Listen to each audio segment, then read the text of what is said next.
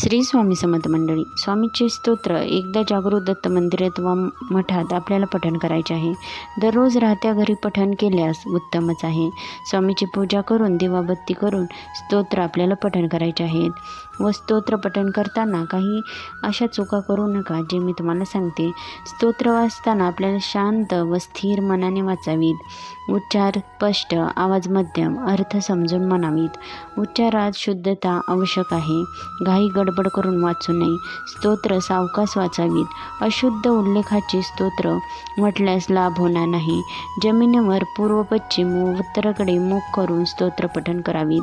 चटई आपल्याला घ्यायची आहे. खाली आसन घेऊनच स्तोत्र म्हणायचे आहे. वृद्ध व्यक्तीने खुर्चीवर बसून व पायाखाली चटई घेऊनच स्तोत्र पठण करायचे आहेत. स्तोत्र म्हणताना मन एकाग्र हवे. अस्थिर मन वाचल्याने आपल्याला काहीच फायदा होणार नाही. धन्यवाद.